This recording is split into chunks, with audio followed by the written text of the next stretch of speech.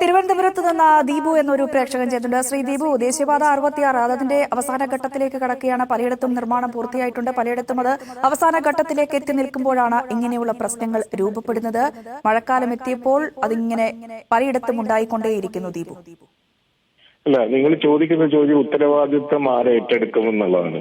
അത് കോടതി തന്നെ പറഞ്ഞിട്ടുണ്ട്.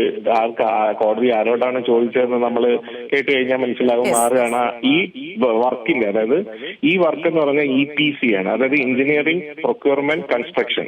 അത് മൂന്നും ഔട്ട് ഡിസൈൻ തൊട്ട് അവസാനം നമ്മുടെ ഫൈനൽ ടെസ്റ്റ് വരെ നടത്തി കൈമാറുക എന്നുള്ളത് ആ കോൺട്രാക്ടറുടെ ചുമതലയാണ്. അതിന്റെ ഡിസൈനും കാര്യങ്ങളും എല്ലാം പരിശോധിക്കേണ്ടത് NHAI ആണ്. കേരള സർക്കാരിന്റെ ചുമതല എന്ന് പറഞ്ഞാൽ ഈ പണി നടക്കാനുള്ള ഗ്രൗണ്ട് ഒരുക്കി കൊടുക്കുക എന്നുള്ളതാണ്. അതിന്റെ ഡീടൂർ ചെയ്ത് വേറെ വഴി കൂടെ വണ്ടി പോകുന്നുണ്ടെങ്കിൽ ആ വഴിയിലുള്ള പ്രശ്നങ്ങൾ എന്തൊക്കെയാണ് അവിടെ ചേർത്ത് കൊടുക്കാൻ വെക്കുക. ഇലക്ട്രിസിറ്റി, വാട്ടർ, അങ്ങനെ മറ്റ് കേരളവുമായി ബന്ധപ്പെട്ട് എല്ലാ സ്ഥലം ഏറ്റെടുത്ത് കൊടുക്കുക. അവിടെ എന്തെങ്കിലും ലോ ആൻഡ് ഓർഡർ ഇഷ്യൂസ് വരുന്നുണ്ടോ ആ ഇഷ്യൂസിനെ മാറ്റി കൊടുക്കുക.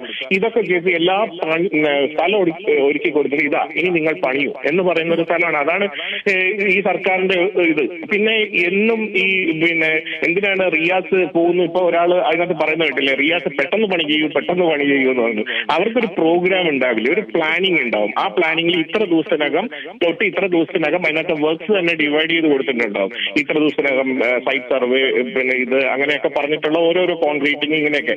ഇതിനകത്താണ് അവരുടെ ഡിസ്കഷൻസ് വരിക. കേന്ദ്രവും സംസ്ഥാനവും തമ്മിലുള്ള ഡിസ്കഷൻ എല്ലാം. പണി കറക്റ്റ് സമയത്താണോ പോകുന്നത്? ഇപ്പൊ ഒരു വർക്ക് നടക്കുമ്പോൾ ആ വർക്കിനകത്ത് 5 ദിവസം സംസ്ഥാന സർക്കാർ ചില കാര്യങ്ങൾ ചെയ്യേണ്ടതുണ്ട്. ആ 5 ദിവസം നിങ്ങൾ ചെയ്താൽ ഞങ്ങൾക്ക് ഇത്ര ദിവസത്തിനകം തന്നെ പ്രോപ്പറായിട്ട് ചെയ്യാൻ കഴിയും. അപ്പൊ 5 ദിവസത്തിന് സംസ്ഥാന സർക്കാർ അസോസിയേറ്റഡ് വർക്ക് ചെയ്തു കൊടുക്കണോ എന്ന് പറയുമ്പോൾ 3 ദിവസത്തിൽ ചെയ്തു കൊടുക്കണോ, 5 ദിവസത്തിൽ ചെയ്തു കൊടുക്കണോ എന്നുള്ളത് കൃത്യമായി നടപ്പാക്കുന്നതാണ് കേരളത്തിന്റെ ഇത്. അത് അവിടെ പോയി നിന്നാലേ ചെയ്യാൻ കഴിയുള്ളൂ. അപ്പം ഇങ്ങനെ ഒരു പ്രതലം ഒഴുക്കി കൊടുത്ത് ഏറ്റവും ബുദ്ധിമുട്ടാണ് സ്ഥലം ഏറ്റെടുക്കൽ. അതെല്ലാം ചെയ്തു കൊടുത്തിട്ടാണ് ഈ കമ്പനിക്ക് കൊടുത്തത്. ഇത് NHAI ആണ് ഡിസൈൻ അടക്കമുള്ള കാര്യങ്ങൾ നോക്കി അതിനകത്ത് അപ്രൂവ് ചെയ്യേണ്ടത്. പിന്നെ ഇവിടെ കേന്ദ്രമന്ത്രി പറയുന്നത് കേട്ടു DPR തിരുത്തി. DPRന് സർക്കാരിന് തിരുത്താൻ പറ്റുമോ? മാത്രമല്ല ഇവിടെ റിയാസിനെ കുറ്റപ്പെടുത്തുന്നത് എന്താ? റിയാസ് ആണ് അവിടെ പോയിട്ട് ഒരു ചട്ടി കോൺക്രീറ്റ് ഇവിടെ ഇടൂ, 2 ചട്ടി മണ്ണ് അപ്പുറത്ത് ഇടൂ എന്ന് റിയാസ് ആണോ പറയുന്നത്? ഇങ്ങനെ കാര്യങ്ങളല്ലോ പറയുന്നത്. പക്ഷെ അപ്പോഴും നമ്മൾ എന്താ ചെയ്യേണ്ടത്? ഇത് 600 കിലോമീറ്ററോളം നീളമുള്ള ഒരു പാതയാണ്. ആ പാതയിൽ ചില സ്ഥലങ്ങളിൽ ഉണ്ടായ ഇപ്പൊ ഈ സംഭവം എന്ന് പറയുന്നത് ഭീകരമായിട്ട് നമുക്ക് പേടിപ്പെടുത്തുന്ന സംഭവം തന്നെയാണ്.